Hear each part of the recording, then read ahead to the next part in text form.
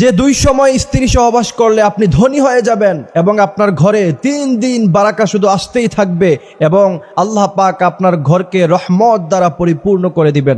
সুবহানাল্লাহি ওয়া বিহামদিহি সুবহানাল্লাহিল আযীম। আমার ভাইরা, স্ত্রীর সাথে সহবাস করা এটা আল্লাহ পাক প্রাকৃতিক এক নিয়ম সৃষ্টি করে দিয়েছেন। অর্থাৎ প্রতিটি মানুষ সে যখন বিবাহিত জীবনে যাবে তখন তার স্ত্রী সহবাস করাই লাগবে।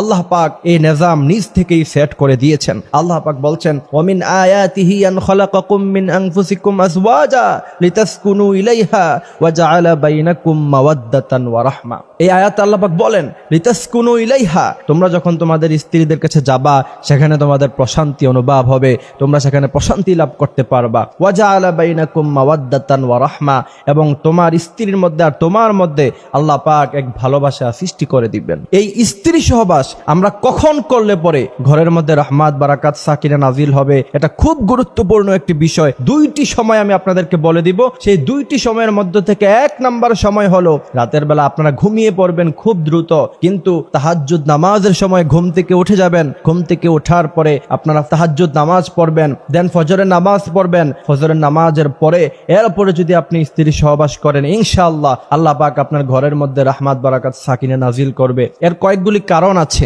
মেডিকেল সায়েন্স বলছে মানুষ যদি রাতের বেলা আরামে ঘুমায় তাহলে মানুষের শরীর ফিটনেস ঠিক থাকে এবং সকালবেলা ঘুম থেকে ওঠার পরে যদি সে কাজকর্ম শুরু করে দেয় তাহলে তার সারাটা দিন ভালো যায়। এবং আল্লাহ রাসূল সাল্লাল্লাহু আলাইহি ওয়াসাল্লাম বলছেন, সকালবেলা আল্লাহ পাক রহমত বরকত দ্বারা পৃথিবীকে পরিপূর্ণ করে দেয়। অর্থাৎ সকালবেলার সময়টা খুব গুরুত্বপূর্ণ সময়। ওই সময় উঠে যদি স্ত্রী সহবাস করেন, ইনশাআল্লাহ আপনার ঘরে রহমত সাকিনা নাজিল হবে। আর আরেকটি কারণ আমি বলছি, অনেকের একটা প্রশ্ন যে হুজুর কি কারণে সকালবেলা আমাদের স্ত্রী সহবাস করতে হবে, রাতের বেলা করলে ক্ষতি কি? অনেক সময় দেখা যায় যে হুজুর রাতের বেলা যখন আমরা স্ত্রী সহবাস করি, এটা করার পরে আমরা আর গোসল করতে পারি না, বিভিন্ন কারণে হোক অথবা লজ্জার কারণে হোক, মানুষ দেখবে, ফ্যামিলির অন্যান্য মেম্বাররা দেখবে, এই কারণে অনেকে কিন্তু গোসলটা করতে চায় না। এই না করার কারণে তারা কিন্তু ফজরের নামাজও পড়ে না। অথচ মুহাম্মদ সাল্লাল্লাহু আলাইহি ওয়াসাল্লাম বলছেন, যেই ব্যক্তি ফজরের নামাজ পড়বে না তার ঘর থেকে আল্লাহ পাক রহমত বরকত সাকিনা উঠিয়ে নেবেন। এখন আপনি দেখেন, এই গোসলের জন্য যদি আপনাকে ফরজ নামাজ মিস করে দিতে হয় তাহলে